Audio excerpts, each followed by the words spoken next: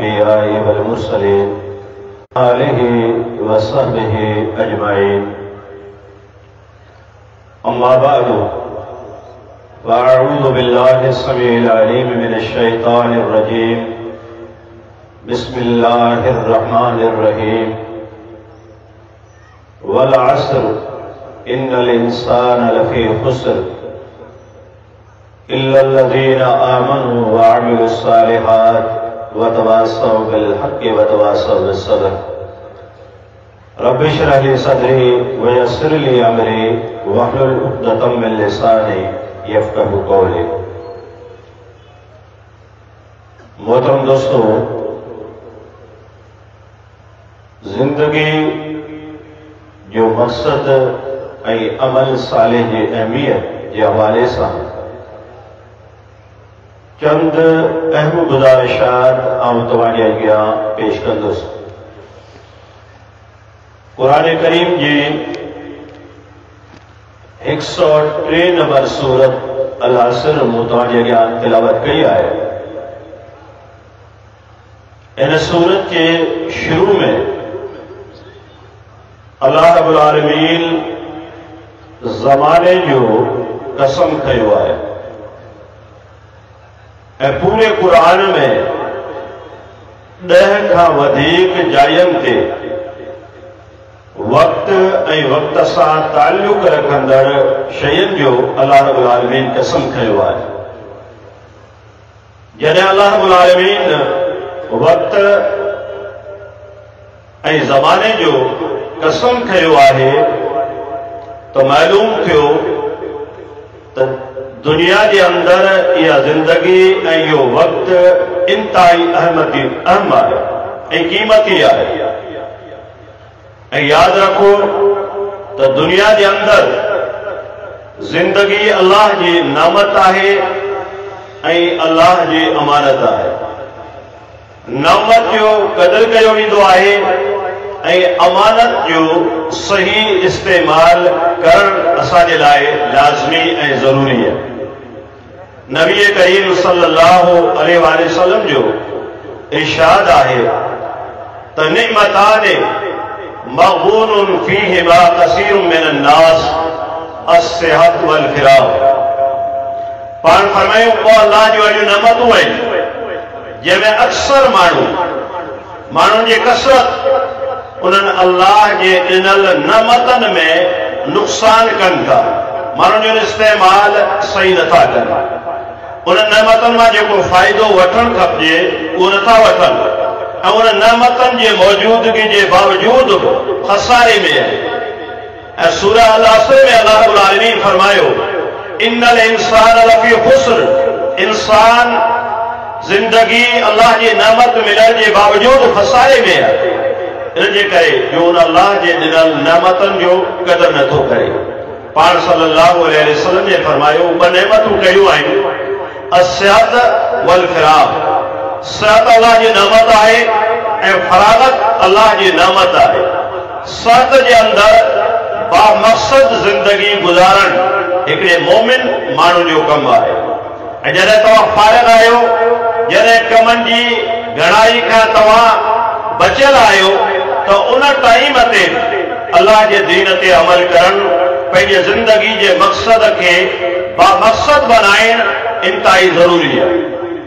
नबी करीम सल्लल्लाहु अलैहि वसल्लम जिन असांखे ताक़ीद कई आहे हे अल्लाह जी वॾियूं नेमतूं आहिनि, इन में अक्सर माण्हू फसारे वारा आहिनि। ऐं मुंहिंजे दोस्तो, ही वो दौर आहे जेको फितननि जो दौर आहे, बदअमली जो दौर आहे, इल्हाद ऐं बेदीनी जो दौर है।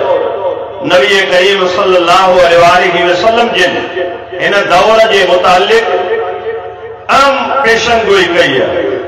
पाण फरमायो इन्नमन नास कमियातिन मिनल इबिल ला तकादु तजिदु फीहा राहिला।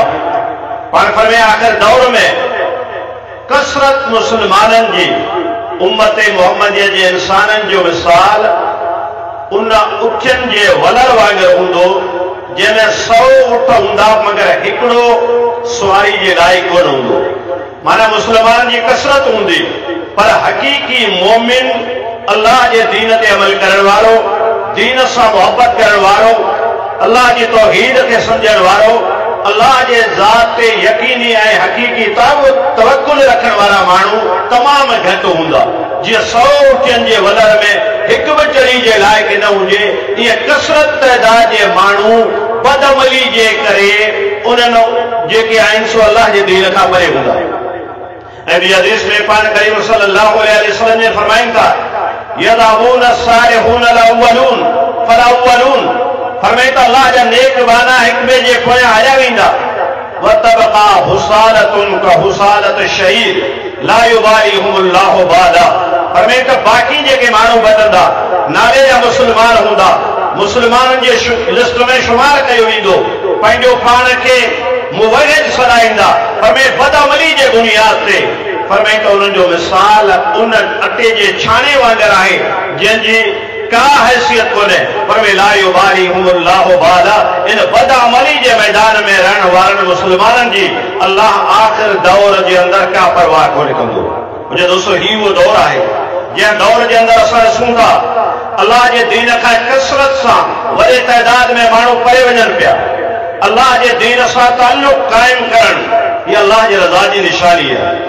अल्लाह उन माण्हू खे हिदायत कंदो आहे जंहिंसां अल्लाह जी मोहबत हूंदी आहे। फरमाए मन युरिदिल्लाहु अन यहदियहु यशरह सदरहु लिल इस्लाम, जंहिं माण्हू सां अल्लाह जी मोहबत हूंदी आहे अल्लाह उन जे लाइ दीन इस्लाम जा उन जे सीने खे खोले छॾींदो आहे। वमन युरिद अन युज़िल्लहु यजअल सदरहु ज़य्यकन फकअन्नमा यसअदु फिस समा, जंहिं माण्हू खां अल्लाह नाराज़ थींदो आहे, जंहिंखे अल्लाह दुनिया में गुमराह कंदो आहे, उन माण्हू जे लाइ अल्लाह उन जे सीने में दीन जे लाइ तंगी पैदा कंदो आहे। हू दीन इस्लाम जे ॻाल्हियुनि ते अमल करण खां नटाईंदो आहे, हू सुस्ती कंदो आहे, हू गफ़लत जो शिकार थींदो आहे। हीअ अल्लाह जे नाराज़गी जी निशानी आहे। मुंहिंजे दोस्तो, इन दौर जे अंदरि, गफ़लत जे दौर जे अंदरि अल्लाह जे दीन सां ताल्लुक़ सआदतमंदी आहे। अल्लाह जे दीन सां ताल्लुक़ असां कई तरह सां करे सघूं था। दीन जो इल्मु सिखाइनि, दीन जो इल्मु सिखणु, दीन जे इल्म जे ॿुधण जे लाइ हिन क़िस्म जे इज्तिमाआत में तवज्जो सां अल्लाह जो दीन ॿुधणु, उन सां उन जे अमली नियत करणु, हे सभु इल्म जे दीन खे सिखण जा तरीक़ा आहिनि ऐं उन सां ताल्लुक़ जा ज़रिया आहिनि। मुंहिंजे दोस्तो, ही उहो दौर आहे जंहिं दौर जे अंदरि जॾहिं गफ़लत घणी आहे त उन टाइम ते असांजो मक़सद छा हुजणु खपे। नबी करीम सल्लल्लाहु अलैहि वसल्लम जो इरशाद आहे, मन जअल हुमूम हम्मन वाहिदन हम्मल मआद कफाहुल्लाहु हम्मद दुनिया वल आखिरा वमन तशअबत बिहिल हुमूम लम युबालिल्लाहु फी अय्य औदियतिन हलक। ही वो दौर आहे जंहिंमें हर माण्हू परेशानी जी शिकायत करे थो, असांजी मदद कोन थी थिए, असांजूं दुआऊं कोन थियूं क़बूल पवनि, असां अमली ज़िंदगी जे अंदरि गफ़लत जो शिकार आहियूं, मुस्लमान मज़लूम आहिनि, मुस्लमाननि जी मदद कोन पई थिए।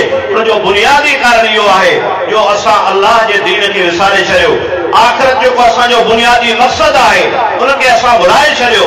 नबी करीम सल्लल्लाहु अलैहि वसल्लम ने फरमायो, मन जअल हुमूम हम्मन वाहिदन, जंहिं माण्हू जो ज़िंदगी जो मक़सद हिकिड़ो आहे अल्लाह जी रज़ा, आख़िरत जी तयारी, दीन सां ताल्लुक़, अल्लाह जे दीन सां मोहब्बत, अक़ीदत तौहीद सां मोहब्बत। नबी करीम सल्लल्लाहु अलैहि वसल्लम ने फरमायो, अफ़ाहुल्लाहु हम्मद दुनिया वल आखिरा, अल्लाह उनजी दुनिया जे मामलात में मदद कंदो, आख़िरत में अल्लाह रब्बुल आलमीन उन माण्हू जी मदद कंदो। वमन तशअबत बिहिल हुमूम, पर जंहिं दीन जे मुक़ाबले में बाक़ी कमनि खे अहमियत ॾिनी, ॿियनि कमनि जी अहमियत ज़्यादा आहे, उन्हनि जी फिक्र ज़्यादा आहे, अल्लाह जे दीन खे पोइते रखे थो पंहिंजे दुनियावी कमनि जे मुक़ाबले में। नबी करीम सल्लल्लाहु अलैहि वसल्लम जे फरमाइनि था, अल्लाह रब्बुल आलमीन उन्हनि माण्हुनि जी का परवाह कोन कंदो, अल्लाह पंहिंजी मदद उन्हनि माण्हुनि खां खणी छॾींदो, उन्हनि माण्हुनि खे बि यारो मददगार दुनिया में छॾियो वेंदो जेके माण्हू अल्लाह जे दीन खां परे रहंदा। असांखे छा करणु खपे हिन दौर जे अंदरि, गफ़लत जे अंदरि? यादि रखो, अल्लाह जे पैगंबर सल्लल्लाहु अलैहि वसल्लम जिन असांखे हिकिड़ो बहितर तरीक़ो ॿुधायो आहे। जेकॾहिं दुनिया में असां चाहियूं था अल्लाह रब्बुल आलमीन असांजी मदद करे, दुनिया जे अंदरि असांजा हालात दुरुस्त थी वञनि, उनजो वाहिद तरीक़ो इहो आहे। नबी करीम सल्लल्लाहु अलैहि वसल्लम जे फरमाइनि था, अल्लाह रब्बुल आलमीन फरमाए थो, यब्न आदम तफर्रग ले इबादती, ऐ बनी आदम तू मुझे इबादत के लाए टाइम कर दुनिया जा कमकार छड़े अल्लाह के दीन इबादत के लाए दीन ते अमल करन के लाए तवा जरा फारिग थींदा पंजो तहय्यो कंदा पंजो पुख्तो इरादो कंदा पंजे नियत के हारिस बनाइंदा नतीजो छा निकरंदो नबी करीम सल्लल्लाहु अलैहि वसल्लम जे फरमाइन था अमलो सदरक गिनन अल्लाह रब्बुल आलमीन फरमाए तो आन तुझे दीन सीने के अंदर गिना के भरे छॾींदस दुनिया जो मोहताजियों अल्लाह रब्बुल आलमीन दूर करे छॾींदो दुनिया जो तकलीफ़ूं दुनिया के गमन में दुनिया के कमन में अल्लाह उन जो मुआविन बनी विंदो जो को दुनिया के जिंदगी के अंदर पंहिंजे इबादत के लाए टाइम करे दो फरमाए वासुद्दो फकरक अल्लाह रब्बुल आलमीन फरमाए तो जेकॾहिं तव्हां मुंहिंजे इबादत के लाए टाइम कढंदा ऐं रब्बुल आलमीन तव्हांजे फ़कीरी के मोहताजी के तव्हांजे गुरबत के तव्हांजे इफ़लास के ख़त्म करे छॾींदे व इल्ला तफल जेकॾहिं तव्हां इबादत के लाए टाइम न कढियो पंहिंजे ज़िंदगी जे सही मक़सद के न समझो अल्लाह रब्बुल आलमीन फरमाए तो अल्लाह जा तव्हांजे मथां ख़ामोश अज़ाब अची वेंदा मरा तो यदैक शुगलन अल्लाह फरमायो आहे तव्हांखे दुनिया के अंदर अहिड़ियूं मसरूफ़ियतूं ॾींदसि जिन मसरूफ़ियत जे बिना ते तव्हां दीन ते अमल करे कोन सघंदा ला यानी अहिड़ियूं ॻाल्हियूं जेके तव्हांजे दिलो दिमाग़ ते सुवार हूंदियूं दुनियावी कमनि जी घणाई तव्हांजे अंदर अची वेंदी इबादत के लाइ तव्हांजो टाइम कोन हूंदो अल्लाह रब्बुल आलमीन गुरबत तव्हांजे मथां मुसलत करे छॾींदो उन्हनि माण्हुनि जे मथां जेके अल्लाह जे दीन खे हक़ीक़ी अहमियत न ॾियनि मुझे दोस्तों अल्लाह रब्बुल आलमीन जी ज़ात इंतहाई अज़ीम है अल्लाह रब्बुल आलमीन इन उम्मत ते मेहरबान है इन उम्मत जो मिसाल अल्लाह के पैगंबर अॻियनि उम्मतनि जे मुक़ाबले में कहिड़ो पेश कयो है नबी करीम सल्लल्लाहु अलैहि वसल्लम ने फरमाइन था अजलुकुम फी अजलिन मन खला मिनल उमम पाण फरमाइन आखिरी उम्मत जो मिसाल अॻियनि उम्मतनि जे मुक़ाबले में ईअं आहे उनकी उम्र नंढी आहे इन उम्मत की उम्र अल्लाह के पैगंबर सल्लल्लाहु अलैहि वसल्लम जो इरशाद है अमार उम्मती मा बैन 60 इला 70 व क़ल्ल मन युजाविजुहु पाण फरमाइन जो उम्मत की उम्र 60 खां 70 साल तमाम थोड़ा माण्हू हूंदा जेके 70 खां किरास कंदा माना उनकी उम्र वधी हूंदी बाक़ी वॾे तइदाद में माण्हू 60 खां 70 जे अंदर पर जेकॾहिं इन्हीं जे अंदर पंहिंजे ज़िंदगी के बामक़सद बनाई उन में अल्लाह की इबादत कनि अल्लाह जे दीन सां वाबस्ते रहनि नतीजो छा निकिरंदो अल्लाह जे पैगंबर सल्लल्लाहु अलैहि वसल्लम इन उम्मत के लाइ ख़ुशख़बरी ॾिनी आहे अल्लाह जे फज़ल जो ऐलान कयो आहे पाण फरमाए अॻियनि उम्मतनि जे मुक़ाबले में तव्हांजी टाइम ईअं आहे जीअं मा बैन सलातल असर इला गुरूब शम्स सिज लहण खां वठी असुर नमाज़ खां वठी सिज लहण ताईं माना आख़िरी टाइम जी आहे हिन उम्मत जी उम्र हिन उम्मत जो टाइम अॻियनि उम्मतनि जे मुक़ाबले में एतिरो थोरो आहे पर अल्लाह जो ख़ासि फज़ल है अला लकुमुल अज्रु मर्रतैन अला लकुमुल अज्रु मर्रतैन पर अल्लाह जो फज़ल है जो अल्लाह के पैगंबर फरमायो तव्हांजो टाइम थोरो आहे पर अल्लाह तव्हांजे लाइ मज़दूरी अज्र ऐं सवाब डबल रखियो जेकॾहिं तव्हांजे अल्लाह जे दीन सां ताल्लुक़ आहे पाण वरी उन मिसाल के अञा वधाइनि था समझाइनि था पाण फरमाए अजलुकुम मसलुकुम तव्हांजो मिसाल अॻियनि उम्मतनि जे मुक़ाबले में का मसल रजुलिन इस्तामल अजीरन पाण फरमाए उन माण्हू जो मिसाल आहे जेको सुबुह जे टाइम ते हिकिड़े मज़दूर जी तलाश करे थो त मूंखे हिकिड़े मज़दूर जी ज़रूरत आहे जो सुबुह जो सवेल खां वठी इला निस्फिन नहार अधु ॾींहं ताईं मूं वटि मज़दूरी करे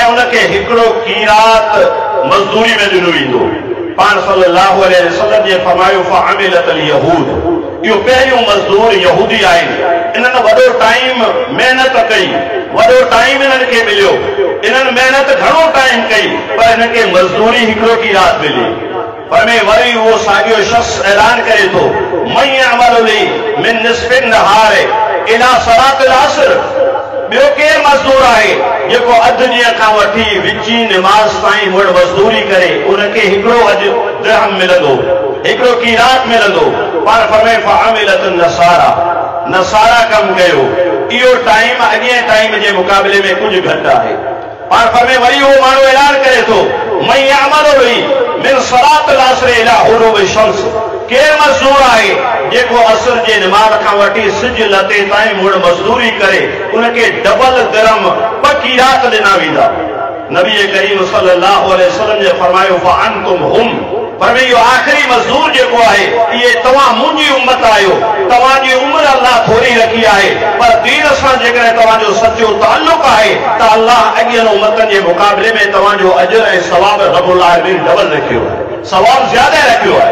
पर में ग़ज़बतल यहूद व नसारा, यहूद व नसारा नाराज़ थिया त असां कम घणो टाइम कयो, मजदूरी थोड़ी मिली, हिननि मजदूरी थोड़ी कई है, कम थोड़ी देर कयो है, मजदूरी डबल मिली है। अल्लाह रब्बुल आलमीन जवाब ॾिनो, मूं जेको वाइदो कयो उहो तव्हां सां पूरो कयुमि ऐं हिन आख़िरी मज़दूर ते मूं महिरबानी कई है। ज़ालिक फ़ज़ली उतीह मन अशा, ही मुंहिंजो फज़ल आहे जो आउं अल्लाह चाहियां कंहिं ते महिरबानी कयां तो मजदूरी थोड़ी उन्हनि खां वठां, कम उन खां थोरो वठां, अॼु उनखे डबल ॾियां, हीअ अल्लाह जो फज़ल आहे। क़ुरान करीम में अल्लाह हिन ॻाल्हि जो ज़िक्र कयो आहे, अम्मल्लज़ीना आमनू व अमिलुस सालिहात फयुवफ़्फ़िहुम उजूरहुम व यज़ीदहुम मिन फ़ज़लिह, जेके माण्हू ईमान आणीनि था, अमल सारे कनि था, नेकी सां मुहबत कनि था, पंहिंजी ज़िंदगी खे बामक़सद बनाइनि था, अल्लाह उनखे मज़दूरी मुकम्मल ॾींदो ऐं पंहिंजे फज़ल सां अल्लाह उनखे वधाए ॾींदो। अल्लाह कीअं वधाए ॾे थो उन उम्मत खे? अल्लाह रब्बुल आलमीन हिन उम्मत जे लाइ इहो अजर रखियो आहे। नमाज़ूं 5 वक़्त तव्हां पढ़ो था, अल्लाह रब्बुल आलमीन ऐलान कयो आहे त सवाब तव्हांखे 50 नमाज़नि जो मिलंदो।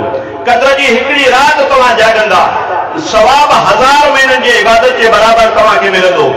तव्हां क़यामतुल्लाह जे अंदरि हिकिड़ी राति, हिकिड़ो ॾींहुं, हिकिड़ी नमाज़ तव्हां पढ़ंदा, लख नमाज़नि जो तव्हांखे सवाब मिलंदो। इहो अल्लाह जो फज़ल आहे हिन उम्मत जे मथां।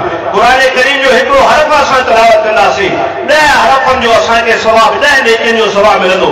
हिकिड़ी नेकी कंदासीं, 700 नेकियुनि जो असांखे सवाब मिलंदो। जेकॾहिं असां पंहिंजे ज़िंदगी खे बामक़सद बणाईंदासीं, अल्लाह असांखे अजर बि ॾींदो, मज़दूरी बि ॾींदो ऐं गॾोगॾु अल्लाह पंहिंजे तरफ़ां असांजे मथां फज़ल बि कंदो।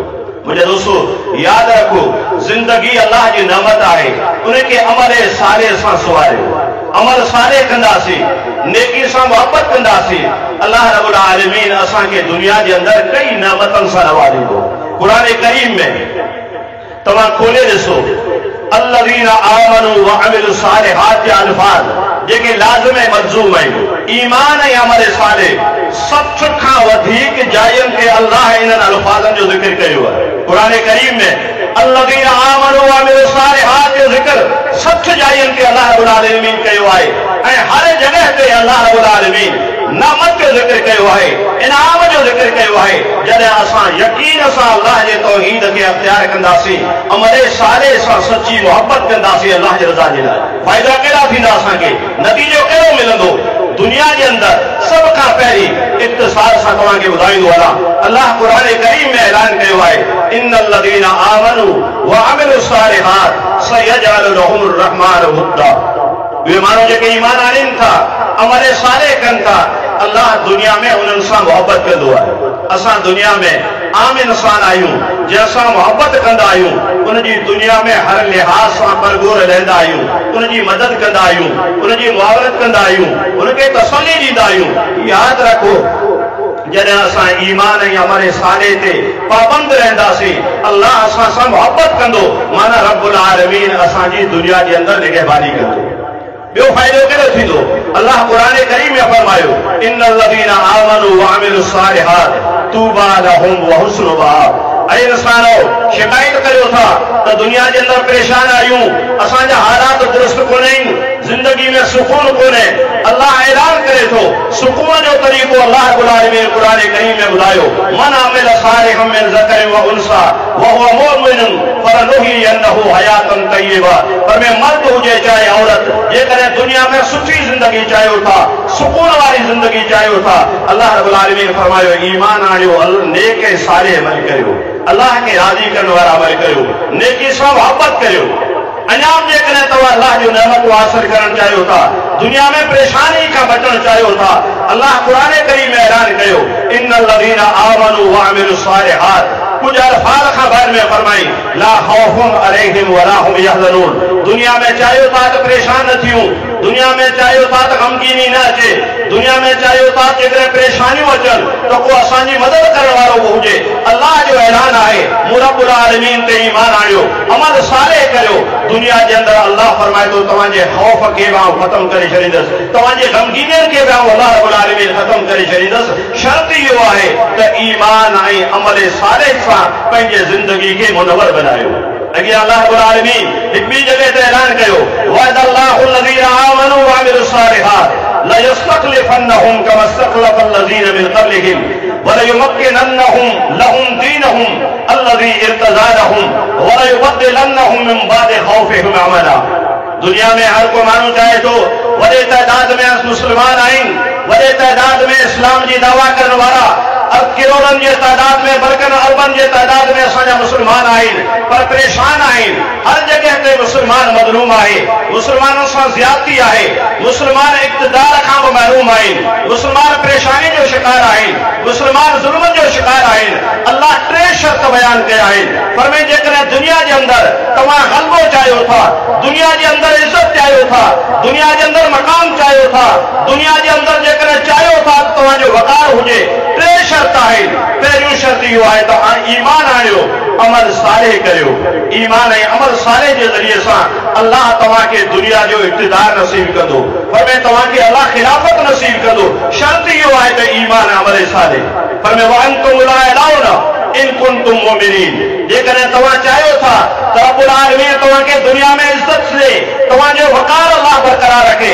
अल्लाह रब्बुल आलमीन फरमायो शर्त इहो आहे इन कुंतुम मुमिनीन, जेकॾहिं तव्हां अल्लाह ते ईमान आणींदा, तौहीद के अख्तियार कंदा, अल्लाह मुसलमाननि खे ग़लबो अख्तियार कंदो, ग़लबो रब्बुल आलमीन ॾींदो। टी जगह ते फरमाई अला इन्न हिज़्बल्लाहि हुमुल ग़ालिबून, फरमाई जेके अल्लाह जी जमायत बणजनि था अल्लाह उन्हनि खे ग़लबो ॾींदो। टे शर्त आहिनि, ईमान अमल सालेह असांजे खिलाफ़त जो ज़रियो आहे। ईमान ऐं अमल सालेह जे ज़रिए सां अल्लाह असांखे दुनिया में रिफ़त अता कंदो। जेकॾहिं असां हिज़्बुल्लाह बणी वेंदासीं अल्लाह दुनिया में ग़लबो अता कंदो। पर शर्त ॾिसण में ई अचे थो, असांजा हुक्मरान, असांजी अवाम, असांजो पूरो मुआशिरो, असांजो मुस्लिम माहौल अल्लाह जे दीन खां परे थी चुको आहे। अल्लाह जी तौहीद मग़लूब आहे, शिरक जा ॾा क़ाइम आहिनि, असांजा हुक्मरान क़बर परस्त आहिनि, असांजी अवाम में अक्सरियत अल्लाह जे तौहीद खां परे आहे, अल्लाह जे हुकुम खे अदा करण वारा कोन आहिनि। नतीजो छा निकितो, ज़ुरिबत अलैहिमुल ज़िल्ल वल मस्कना, जेको ग़लबो मुस्लमाननि जी इज़त आहे उन जॻह ते रब्बुल आलमीन ज़लील करे छॾियो। जंहिं जाइ ते हे इक़्तिदार जा मालिक हुजनि अल्लाह हिननि खे मग़लूब बनाए छॾियो। जंहिं जाइ ते रब्बुल आलमीन जी रोज़ी में बरकत हुजे अल्लाह रब्बुल आलमीन खां रोज़ी खसे ॿियनि माण्हुनि खे हिन जे मथां मुसलत करे छॾियो। सबबु इहो आहे त असां अल्लाह जे दीन खे छॾे ॾिनो, अल्लाह जे तौहीद खे छॾे ॾिनो, असां अमल सालेह खे छॾे ॾिनो। अल्लाह क़ुरान करीम में फरमाए थो वल्लज़ीना आमनू व अमिलुस्सालिहात कफ़्फ़र अन्हुम सय्यिआतिहिम व अस्लह बालहुम। फरमाए तव्हां चाहियो था त असांखे दुनिया में अल्लाह रब्बुल आलमीन असांजे हालात खे दुरुस्त करे। हर माण्हू शिकायत करे थो हालात दुरुस्त कोन्हे, हालात असांजा सही कोन्हे। अल्लाह रब्बुल आलमीन फरमाए थो तव्हां ईमान आणियो, अमल सालेह करियो, रब्बुल आलमीन असांजे दुनिया जे हालात खे दुरुस्त करे छॾींदो। असांखे रब्बुल आलमीन अमल सालेह जे ज़रिए सां फरमाए वलयुबद्दिलन्नहुम मिन बादि ख़ौफ़िहिम अमना, अल्लाह असांजे इलाइक़े में अमन आणींदो, असांजे मुल्कनि में अमन अची वेंदो जॾहिं अल्लाह जे दीन खे पकड़ींदासीं। मुंहिंजे दोस्तो, अल्लाह रब्बुल आलमीन जो वाइदो आहे जेके ईमान आणीनि था, अमल सालेह कनि था, लहुम जन्नातुन तजरी मिन तहतिहा अल-अनहार, आख़िरत जे अंदरि बाग़ात आहिनि जिन जूं छा नसीब थींदी, जन्नत अल्लाह हुननि खे नसीब कंदो। उहे माण्हू जेके दुनिया जे अंदरि अल्लाह जे तौहीद सां मोहबत कनि था, जेके ज़िंदगी खे बामक़सद बनाइनि था, नेकी सां मोहबत कनि था, अमल सालेह सां मोहबत कनि था, त मुंहिंजा दोस्तो पंहिंजी ज़िंदगी जेका मुख़्तसर आहे, जेका मुख़्तसर ज़िंदगी आहे, उन ज़िंदगी खे बामक़सद बनायो अल्लाह जे दीन सां, उन ज़िंदगी के मुनवर बनायो अल्लाह जे हुकूक की अदायगी सां, उन ज़िंदगी के मुनवर बनायो हुकूकुल इबाद जी अदायगी सां। नतीजो छा निकिरंदो, अल्लाह दुनिया में असांखे नेमतूं अता कंदो, आख़िरत में बि अल्लाह रब्बुल आलमीन असांखे जन्नत अता कंदो। रब्बुल आलमीन असांखे ऐं तव्हांखे सभिनी खे अमल जी तौफ़ीक़ अता फ़रमाए। व आख़िरु दावाना अनिल हम्दुलिल्लाहि रब्बिल आलमीन।